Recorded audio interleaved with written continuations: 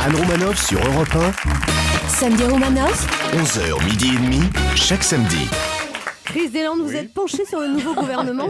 Oui, parce qu'on l'a dit, vous n'êtes pas sans savoir que depuis une semaine, on a un nouveau gouvernement. Oui. Un gouvernement de combat. Ah. C'est sûr que Michel Sapin, en free fight, il craint personne.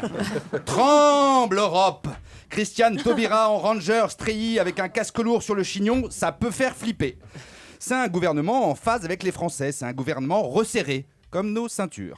Alors, je ne sais pas si vous avez tous eu le temps d'apprendre le nom des nouveaux ministres et secrétaires d'État, alors ce matin, je me propose de vous faire un petit récapitulatif des principaux nouveaux ministres.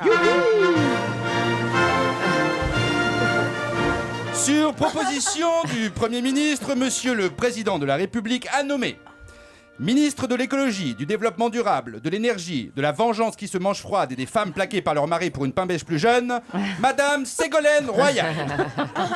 Ministre du travail, de l'emploi, du dialogue social et des types qui ont une voix de fumeur de gitane le matin au saut du lit, François Rebsamen.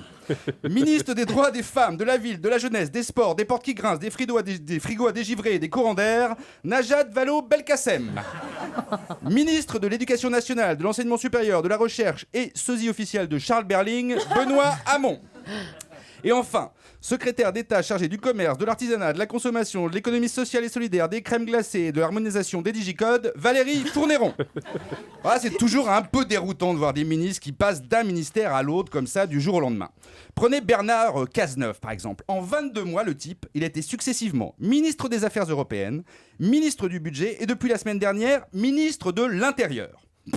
Ou alors le type il est vachement fort, ou bien il est délégué syndical des ministres et on peut pas le virer sans avoir les prud'hommes sur le dos, ou pire encore, personne ne voulait devenir ministre de la police. C'est comme quand t'es au collège et que les capitaines sont chargés de faire les équipes de basket. Moi, j'étais toujours choisi en dernier. Par défaut, vu que j'étais le seul qui restait. J'espère simplement que Cazeneuve... Ouais, oh, c'est dingue ça. L'humiliation de mes années collège. J'espère simplement que Cazeneuve sera meilleur place Beauvau que moi avec un ballon, sinon les voyous ont de beaux jours devant eux. Alors il n'y a pas qu'au gouvernement, Fred en a parlé, qu'il y a eu des changements, mais aussi à l'Élysée et au Parti Socialiste. Harlem Désir a été exfiltré de son poste de premier secrétaire et pour devenir secrétaire d'État aux affaires européennes. Harlem, ça fait pas très européen, ils auraient mieux fait de le nommer consul de France à New York. Et à l'Élysée, le président a nommé son meilleur ami, Jean-Pierre Jouyet, secrétaire général de la présidence de la République. Alors pour se fâcher avec son meilleur ami, il n'y a pas mieux que de bosser avec lui. Ou alors acheter une maison de campagne ou un voilier à deux.